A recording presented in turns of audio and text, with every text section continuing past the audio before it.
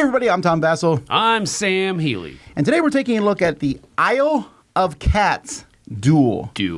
I'm always very clear when I say this game because you will not trick me into saying Isle of Cats because I don't love cats. But anyhow, yes. Is that what that's supposed to be? Yes. They're supposed to catch you? No, not me, but anybody, right? They're trying to catch people saying, I love cats? Yes. No. Isle of Cats. Well, anyway, I thought this would be interesting to have Sam join me because Sam has never played the Isle of Cats. I have. I've also played the roll and write one, and now we have the duel one. Why is there a duel one? Because every game, you wait in 2 years, it's going to be like a trivia contest to find games without the duel version. Right? This is going to be interesting because I haven't played this game either. Chess, the duel version. No, you played this one. I know. Oh, okay. I was like, wait a minute. So anyway, this is a game. If you've never played the first one, you don't need to know about that necessarily. This is a polyomino game where you're trying to place cats on a ship. You're rescuing them from a burning island. Oh, is that it? Yeah. And then you're relocating them. I think so. Yeah, you're a rescue mission. You save them. Oh, before the evil Lord Vesh arrives.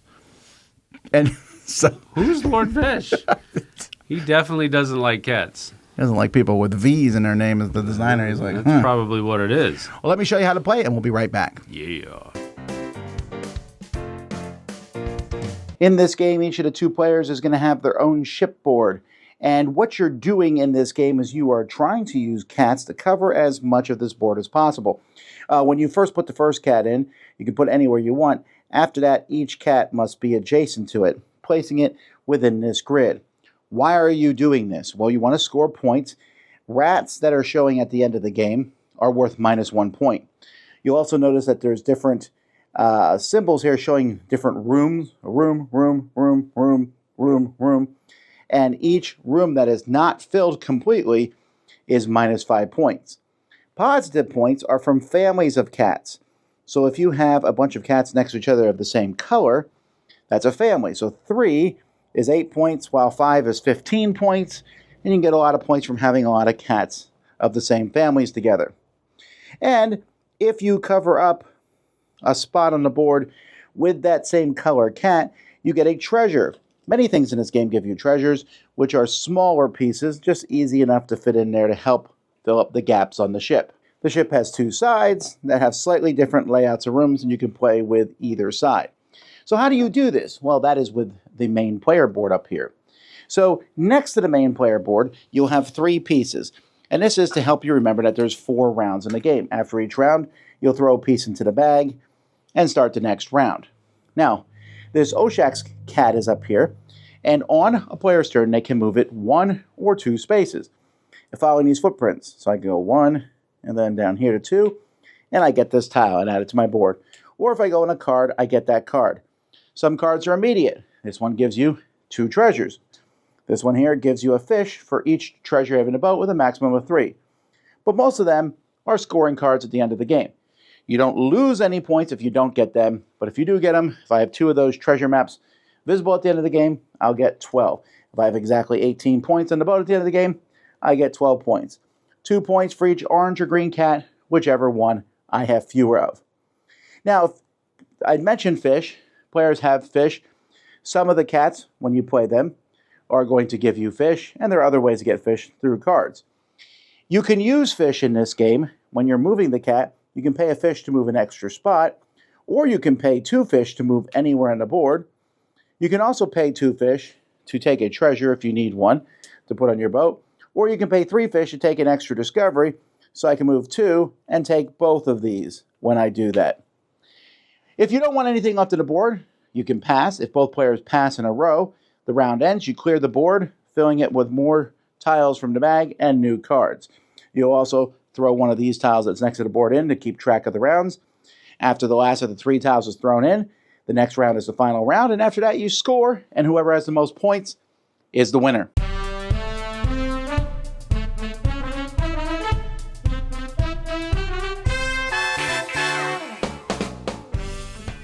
All right, component-wise, I'm very happy with this one. I know some people like the wooden cats from the first one, but this fits in this box size. I'm getting tired of boxes that are the size of Tennessee. Yeah. And this one, it works well. Everything fits in. The ship is there. My only complaint that I would have changed on this is they have little symbols on the ship for what room is which, right? Yeah. I would have made those symbols different colors also. Maybe. That way you don't have to kind of like squint at them and say, okay, that was a feather, this one's this. Sure. Just different. That's a minor thing, I think. Well, I think having the shapes makes it less, more colorblind friendly. No, I'm saying you could do both.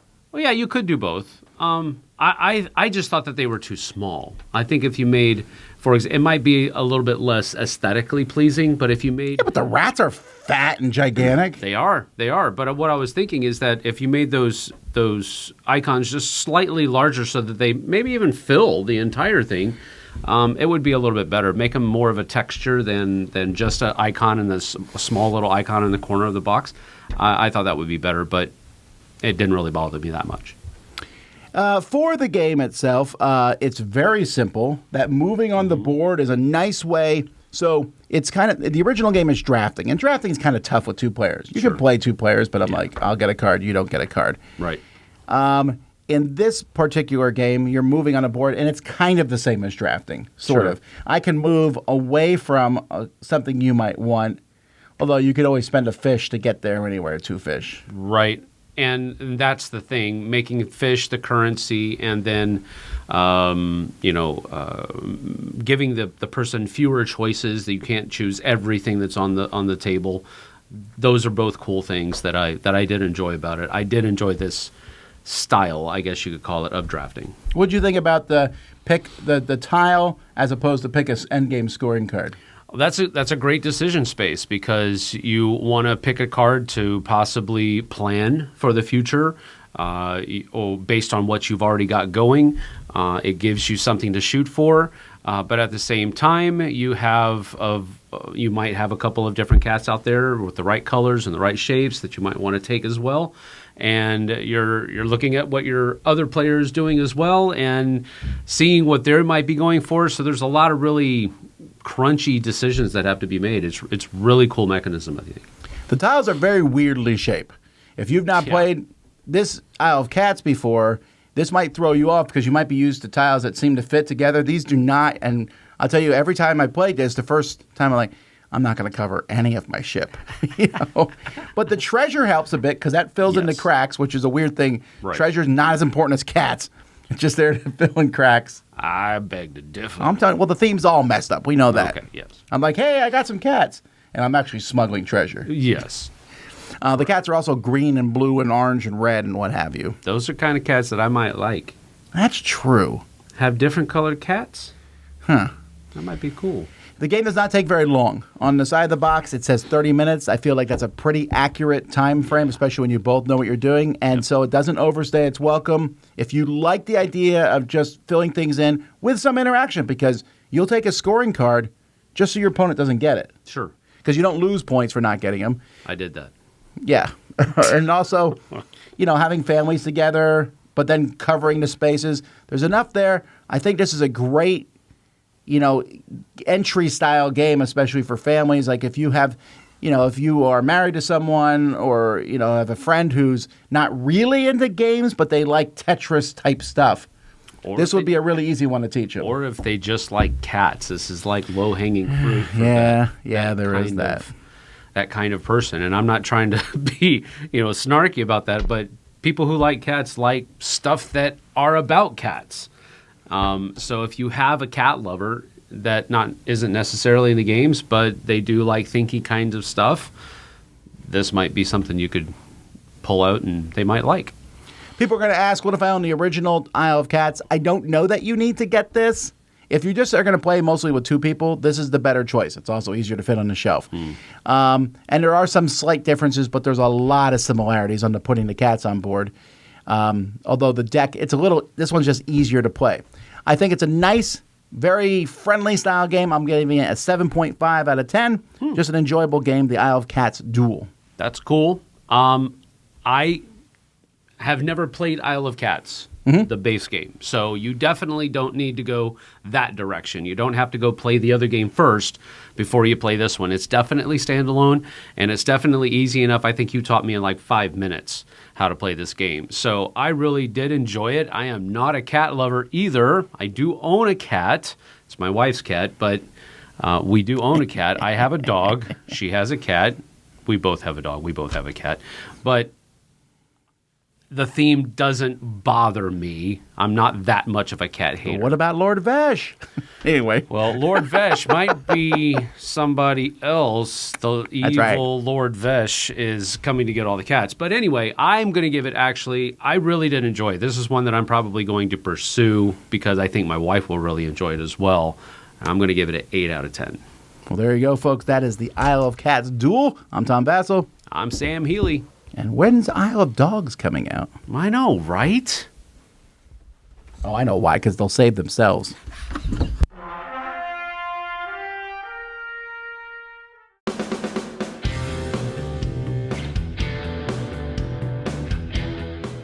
Hey everybody, thanks for watching this video. If you like this review or whatever you just watched, wasn't it amazing? Check out our channel, Dice Tower. We have all kinds of things. We review games, we do top 10s, we play games live. It's all about board games, but especially the people who play them. Check out Dice Tower YouTube channel.